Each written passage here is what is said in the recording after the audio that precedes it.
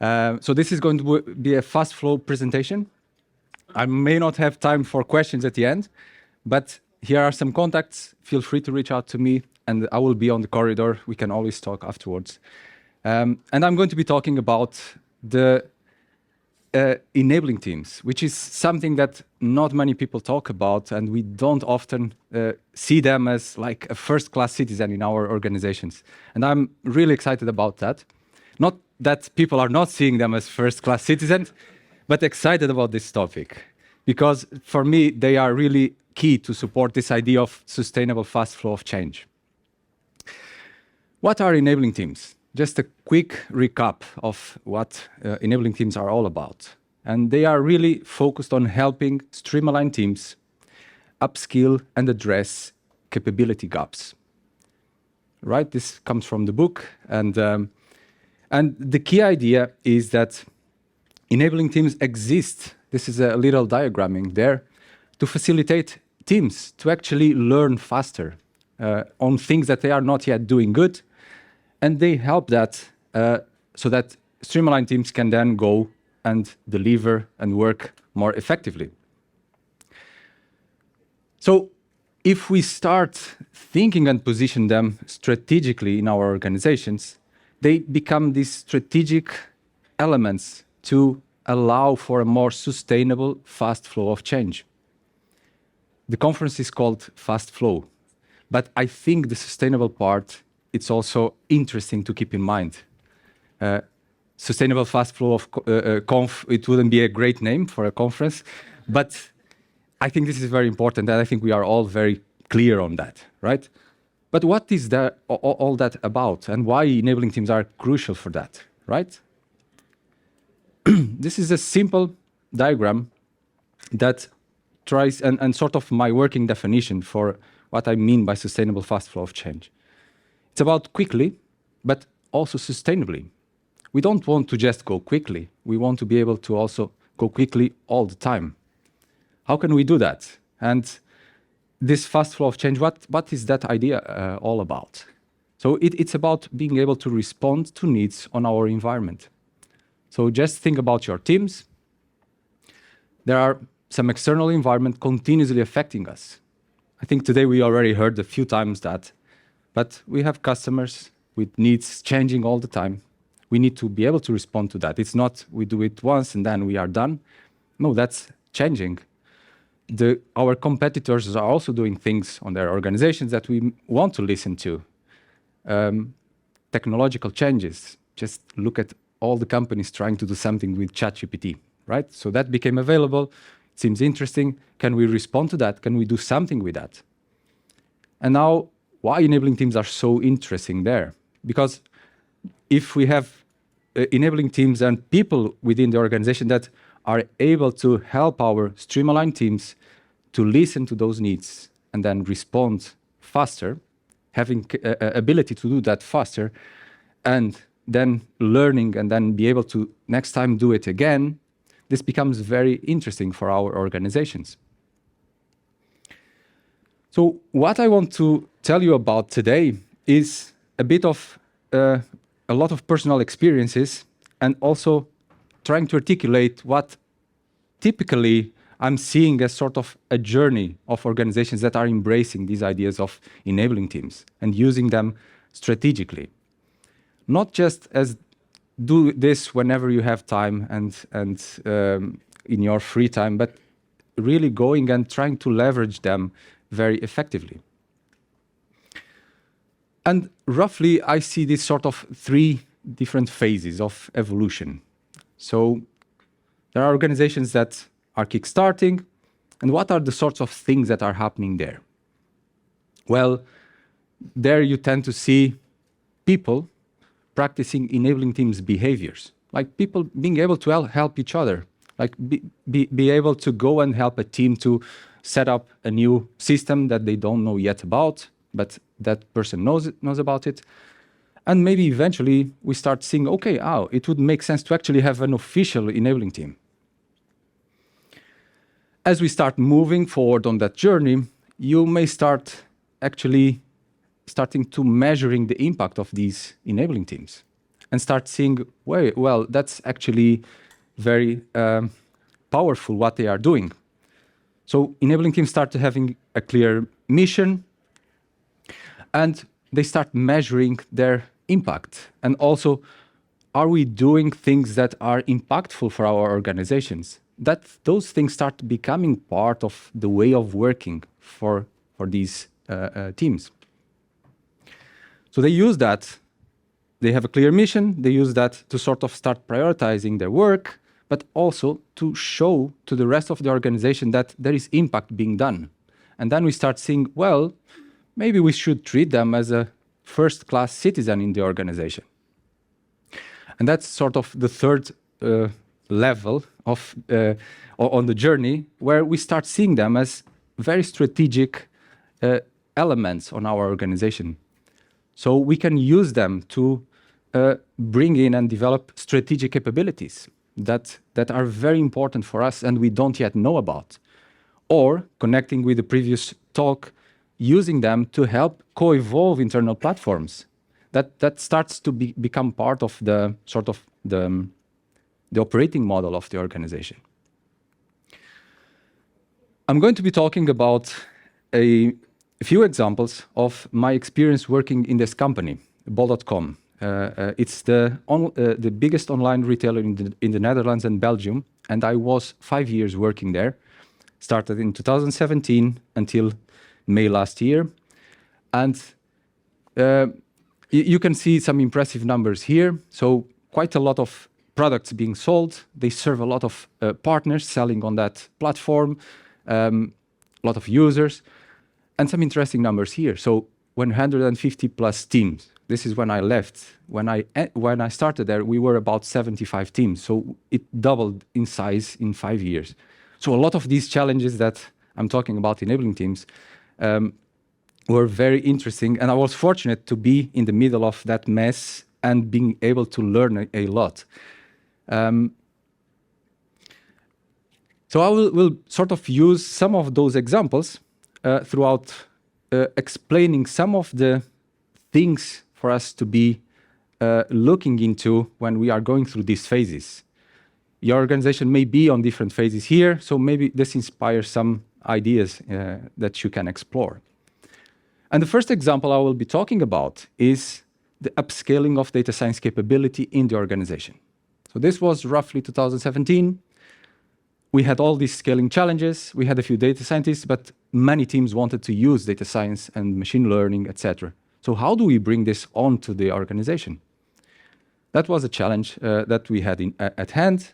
And I was part of a group of data science leads that were trying to help this to happen in the organization. And then we had a lot of data scientists. We were hiring more and more because many teams wanted more. And that was sort of the setting. And some of the things that we started seeing there were this idea of, so we are starting, this was 2017. Remember, Team Topologies came out 2019. So we were not really calling enabling teams, but we were doing this sort of things. So starting small and show value. That was something that was very effective for us. And we were doing that a bit on gut feeling and experiences that we had before. But we had this idea of focusing on practicing enabling behaviors. And what do I mean by that? It meant that, well, starting that group of people that were trying to develop a new capability in the organization, create space for the experts and the pioneers doing something to be able to help others. Just allow for that to happen. It sounds like, okay, well, that seems obvious, but people are many times so much attached to their home team, their Streamline team, that they don't want to go and help others. And we were really doing a lot of activities to try to make people comfortable on doing that. For example, we had monthly hackathons. We had a chat where we would ourselves try to get people to feel comfortable on helping others immediately. And that started creating this culture of helping others. Another one when starting is this idea of avoiding to analysis paralysis. If you are starting enabling teams, don't try to create the perfect structure, the perfect process, and then people will ask for help, and then they need to create a ticket, and then blah, blah, blah. That's not going to work. So just allow for those things to be a bit more organic when you are starting things, and focus on helping and showing that there is value on helping others. And with all of that, you start learning and understanding what does your organization need. So you experiment and you start seeing, okay, what do we need in this organization? For example, I mentioned that Slack channel. So that was our first experiment. We created a Slack channel where everyone having issues with data science related things, they could ask their questions there. And it was a great experiment because in general, 80% of the questions would just be there answered in 5 minutes. Someone said, oh, I know that, just try that.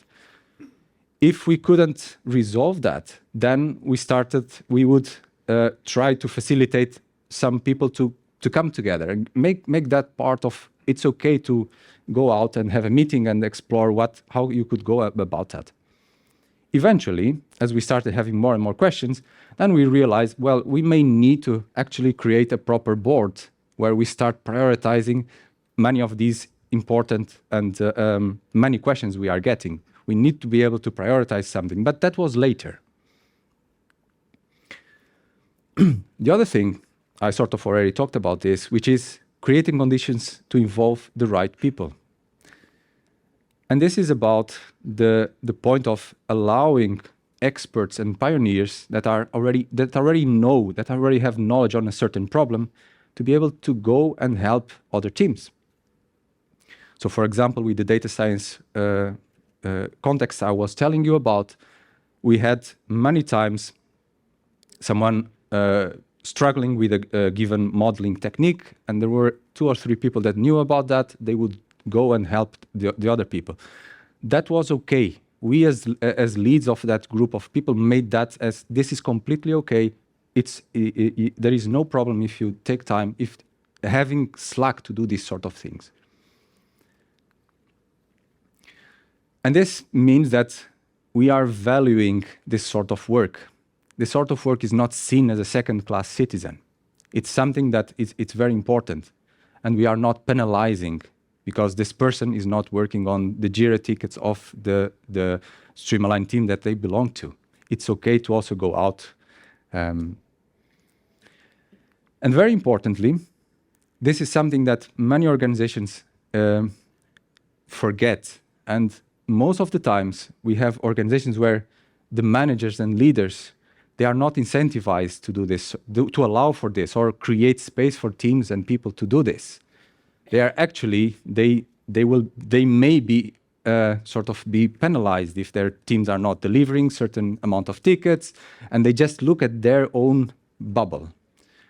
But I think today we already talked a few times, if we start looking broader, we want to improve the organization. And if we have some of these experts helping other teams, the effectiveness of our organization as a whole will go forward. And tomorrow, someone will help our teams too. So this is culturally not always easy, but it's very powerful. So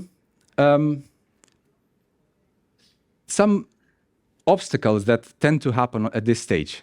Enabling teams are not yet mainstream, and the first one is concerns with the point that I was making. Leaders and managers may not always be supporting this sort of activities. And that if that's something that continues, it will block enabling teams from going forward on the journey to become more effective. The other one that also tends to happen a lot is this idea of, okay, we are, for example, this year, many organizations are struggling. Well, there is a crisis, and our budgets are much more controlled. We are much more careful with our budgets. So one of the first things that organizations may go for is to cut funding on enabling teams. However, if you start thinking, that's very counter to actually allowing the organization to operate more effective. Because if you have many teams suffering from a problem and there is no ability for enabling teams or for experts to help them, there will be all of these teams. For example, I mentioned 150 teams. So the organization I was working on, if you have 50 teams suffering from a problem and no one being able to help them, 50 teams will try to figure out a solution which will probably be suboptimal, and overall the impact is very negative for the whole organization. And the last one is something that we also saw on this example of data science, which is too much enabling work in progress. So if there are always many problems happening in the organization, so eventually, as we need to figure out ways of understanding what are the important problems to focus on, what should we prioritize? We cannot do everything. And this brings us to the second stage here, which is about measuring, understanding what's the mission of the enabling team, but also what are the important things in the organization that we may need to do work on. And I'll talk about another example from that organization, which was about cloud adoption. So this organization was moving to cloud. So now think 150 teams going to cloud, you may benefit from some enabling teams to do some work to facilitate these teams to upskill on using cloud. So this was the other example. And one of the things that tend to happen here is if you are starting measuring what the enabling team is focusing on, you can come into this problem of hard to measure the impact of an enabling team. And why is that happening? It happens because an enabling team will help, say, 10 teams. Let's think this cloud example. So one of the enabling teams were starting to pilot to help 10 teams. And those 10 teams will learn something, and they will teach others in the organization. So the impact of the original enabling team was helping 10 teams, but there is a much bigger impact. So there is this propagating effect. So it's okay to acknowledge that we cannot measure all of that, and that should be fine. We should start sort of focusing on measuring the direct impact of these enabling teams, because that allows to see if they are doing it's something that they should be continue doing or should stop. But in general, there is much more, the impact tends to be much bigger than that. And this should help organizations to realize that this is actually a rather good return on investment to have some of these teams working on these sort of topics. The other aspect is because if enabling teams are measuring, have a clear mission and they are measuring how they are doing on this, we can start seeing how well are we doing on that mission. So enabling teams should have a very specific and purposeful mission. They should strive for that, and set some specific targets, and then try to learn if they are going on the right way. On the example of cloud adoption that I mentioned, originally we had an enabling team, and they just had no clue of how they should start helping all of these teams. So what they did was creating some documentation that would help people to start doing something. And their theory or their hypothesis was, okay, they will take maybe a few days and they should be good to go. But this was taking weeks, was taking really long time. So they were measuring that. It was not working. So that led them to pivot, and what they did was actually to create a hands-on workshop to deploy their first application on cloud. So teams would go through that workshop, they would experience what would take to actually do all the necessary configurations to start using cloud, and then deploy an application. And that became very effective for the teams. But they realized that because they were measuring and understanding if they were going towards their mission and how. The last part, it's also about that topic, like what are the relevant metrics for for my team and this mission we are trying to accomplish. So in the case of the cloud, this was how many teams are now able to actually start using cloud, how long do they take to deploy their first applications, how many applications were being migrated to cloud from their own data center, etc., etc. However, there is another set of metrics that can be very important for enabling teams, and particularly to address a problem I mentioned earlier, which is prioritizing. So normally we struggle to finance enabling teams to do work, but if we have some idea of our organizations, what are sort of organization performance metrics, where are areas that we are still struggling? And if we use those to start prioritizing what are topics that enabling teams should be focusing on, this becomes also very interesting for us to see, okay, we need to invest on, for example, I think someone already talked about this today, like the DORA metrics. So our lead time is it's really long. So that's an area that the organization needs to upskill. So enabling teams around that area may make sense. When we go into this last stage, so adopting enabling teams at scale, we start seeing that we are embracing enabling teams as a first-class citizen and using them to actually develop strategic capabilities or disciplines. And this is, for example, the old example from data science. We didn't know that we were doing that at the very beginning, but in time we realized this was exactly what we were doing at Bol.com. We had a group of data science leads that were continuously trying to make sure that that consolidation of that capability was happening. Today, in the morning, we were also talking about architecture.